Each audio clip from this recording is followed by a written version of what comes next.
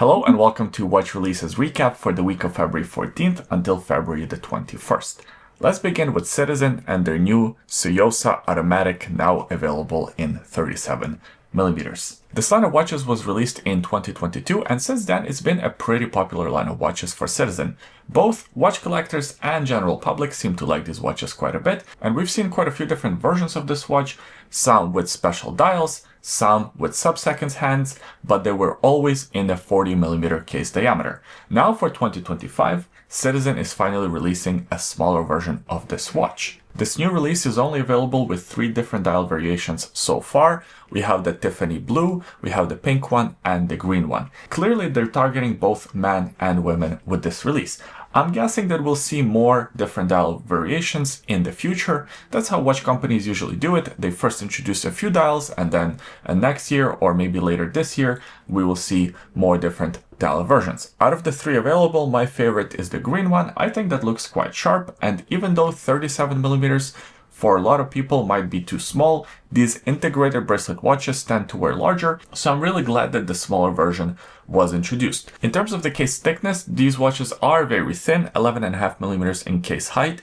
They come with 50 meters of water resistance, and these ones are powered by the Miyota 8 series caliber movement, 8210 to be exact. It beats at 21,600 vibrations per hour, and it has 42 hours of power reserve. This new release won't be a limited edition. This is part of the standard catalog, and it's priced the same as the larger version, €300 or about 450 USD. I'm not sure why there is such a big price difference between the two. I guess the European price doesn't include the taxes, so probably 20% on top of the price. The new Omega Seamaster Diver 300, now available with bronze gold case with the Burgundy bezel. The name of this watch is a little bit confusing because it would suggest that this watch is made out of bronze and it has a gold bezel. That's not the case. It's actually a brand new alloy that's a combination of a 9-karat gold as well as bronze, with some palladium and silver mixed in. Apparently these cases don't really tarnish, they don't create that green patina over bronze, they sort of stay looking like this forever. This new Seamaster Divers 300 undoubtedly took some inspiration from the No Time to Die Seamaster, which is not a bad thing. I think that Seamaster is one of the best looking ones on the market so far, and this one also has no date complication, which I quite like. In terms of the dimensions of this watch, a lot of people would be disappointed since it comes in exactly the same case, 42mm diameter by about 13.8mm in case height, and these watches are larger, 50mm from one lock to another, so no, this is not a smaller version of the Seamaster like a lot of people were asking about. It still comes with 300 meters of water resistance, although I'm not sure how many people would actually go diving with the gold watch, but at least the water resistance wasn't compromised because of the case material. Now what was compromised slightly, I guess, is the bezel insert. This one is made out of aluminum instead of being made out of ceramic. It still features the domed sapphire crystal, and this one is powered by the caliber 8800 in-house automatic movement that beats at 25,200 vibrations per hour, and it has about 55 hours of power reserve. These are very accurate movements that are MATA certified with 15,000 Gauss of anti-magnetic resistance, and overall they're pretty reliable. This is not a limited edition, and the watch will be available with 2 different options. You can have it on the integrated rubber strap, which is the cheaper option, or you could have it on a mesh bracelet, which is the more expensive version. The integrated rubber version is $13,900 US, and the one on the mesh strap is $27,900. So quite a big delta between the 2 prices, because I guess of the material and the difficulty of manufacturing this bracelet. I'm actually not sure why such a big price difference, but here it is. The new Mido Commander Gradient, now available with the green dial. To be honest with you, I didn't even know that this Commander Gradient line of watches existed. It was first available with the blue dial, which I think kind of looks too much like a fashion watch. Well, now for 2025, there is the new green Gradient version, which I think looks very sharp. It still comes in the same case. It's a stainless steel case, 40mm in diameter by about 10.8mm in case height. The watch comes with 50 meters of water resistance, and this one is powered by the Mido caliber 80, which is essentially a modified ETA movement. It beats at 21,600 vibrations per hour, and it comes with 80 hours of power reserve. The dial is what makes this watch special. It has this sort of semi-transparent dial cover, so you can see parts of the movement. You can also see the date wheel, which looks kind of interesting. And for whatever reason, I think in green it really works, and it makes this watch look special and unique. This won't be a limited release, it's part of the standard catalog, and this watch is fairly well priced, 1100 euro. The new Sinn 613 ST diving chronographs. Sinn is one of these no-nonsense watch companies. It kind of reminds me of Max Verstappen, all about driving, all about business, and nothing else. And that's exactly what this company is. They're not giving you too much marketing fluff. This dial is not inspired by that river or that mountain or whatever. It's just, hey, this watch is made for a purpose. We're gonna give it to you. You like it, take it. You don't like it, well, too bad. So now there are two different versions of this chronograph available. It's based on the previous version of a chronograph from their catalog with a few different design changes, which I quite like. So first you have the one that is not a GMT version with the day-date complication on the dial, as well as the chronograph complication. This watch comes with some serious water resistance. 500 meters for a chronograph is super impressive, and actually a lot of their marketing material is talking about how these watches are sort of created for underwater welders, which is a pretty badass job, and you need a pretty badass watch to sort of be your backup for the diving computer. These watches are a bit on the larger side. The diameter is not too bad, 41 millimeters. However, the thickness is up there, 15 millimeters in case height, partly due to the water resistance rating, partly due to the automatic chronograph movement. This one is powered by the caliber Sinn 7S02, which beats at 28,800 vibrations per hour, and it has 42 hours of power reserve. There's also a GMT version available of this watch. It pretty much comes in the same case with the same specs, except for having a day of the week complication. Now you get a GMT hand on a dial that's kind of grayed out, so it doesn't distract you or block anything when you go diving. I think that's a pretty good idea.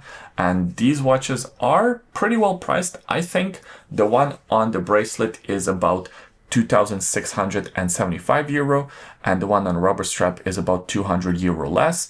And it's a little bit more for the GMT version. That one is 3,175 euro for the one on the bracelet, or about 2,950 euro for the one on the rubber strap. The new Nomos Club Campus Starlight and Night Sky models.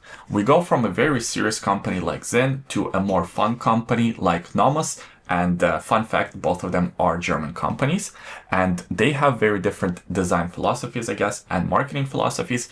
Last year, I reviewed two different dial variations of this model. It was the Non-Stop Red and Endless Blue, and I really enjoyed both of those watches. This year for 2025, we got two new dial variations in both 36mm and 38.5mm case sizes. So there's the Midnight model with this blue dial, and there's also the Starlight model with a yellow dial.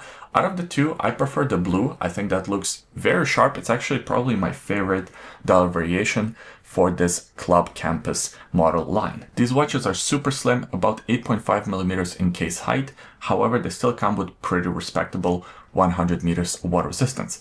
One of the reasons why these watches are so slim is because of the manual wound alpha caliber movement. It beats at 21,600 vibrations per hour and has 43 hours of power reserve. If you're buying one of these watches, go for the one with the display case back, because these movements are some of the best looking movements in this price range. And the pricing, in my opinion, is very reasonable. 1,300 euro for the 36mm version. It's about 1,400 euro for the 38mm version. And if you want a display case back, it's about 200 euro extra for either version. And I say go for that. You won't be disappointed. And under $2,000, you're getting one hell of a watch. The new IWC Big Pilot shock absorber in collaboration with Toto, Wolff, and Mercedes-AMG PETRONAS Formula One team. IWC is known for their aviation watches, and I believe in 2021 they introduced this model line. These are very expensive watches that are able to withstand some crazy G's. I think something like 30,000 G's of force they can withstand, because they have this proprietary system of having the movement be in almost like a spring. So that's why they can withstand some crazy G forces. And if you're a fighter pilot, you probably need something of that sort. So that's why these watches were created. Now, IWC is also the official partner of Mercedes Formula One team. We actually saw one of the releases already earlier this year. Now there's another release. This one is partnering teaming up with Toto Wolff specifically. And I have a bit of a theory for that. Toto Wolff is known for his sort of anger outbursts, destroying the headphones and all of that stuff, right? So having his name be attached to this watch and actually having his signature on the case back, I think is a little bit of tongue-in-cheek. Because of course, when you slam your hands against the desk, you need some pretty good shock absorption. In terms of the case of this watch, it's quite large, 44 millimeter diameter by about 12.6 millimeters in case height. And these ones are made out of something called cerotitanium. You guessed it, it's a ceramic titanium blend to sort of help with that shock absorption.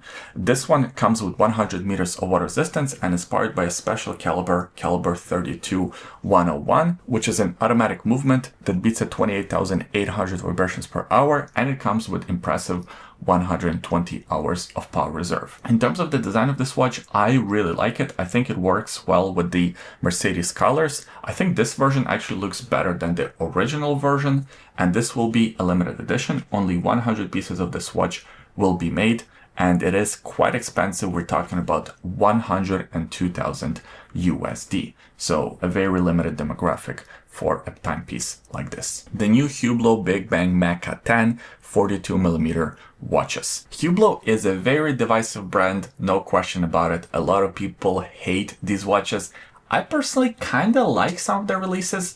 Maybe they don't appeal to everyone, however, at least they're doing something interesting. And this new release is essentially a Big Bang in a smaller case, now available in a 42 millimeter case instead of the 45 millimeter case like it was available before. It is also a much thinner watch now, around 13.9 millimeters in case height instead of over 15 millimeters like the larger version. Now this new 42 millimeter version is available in 3 different case materials and slightly different movements.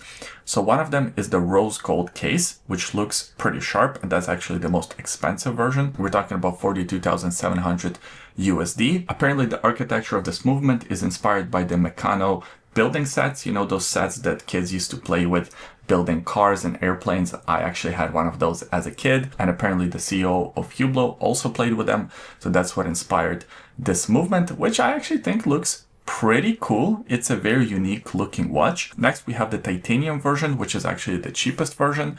That one is 23,000 USD. And finally, we have the frosted carbon version. That's a little bit more expensive, 23,500 euro, and it comes on a Velcro strap. That's actually my favorite version. For whatever reason, I really like this watch. I think it looks cool and it looks very Hublot, for better or worse. I'm glad that now they're available in smaller cases. I think Hublot is reading the market correctly here. And that's it for this week's watch releases. Those are the releases that I wanted to highlight. I appreciate you watching this video all the way until the end. If you enjoyed it, give it a thumbs up, subscribe to the YouTube channel for more videos like this in the future, and leave a comment in the comment section below. Let me know what releases stood out to you. I always enjoy reading your comments. Thanks for watching, and we'll see you next time. Bye.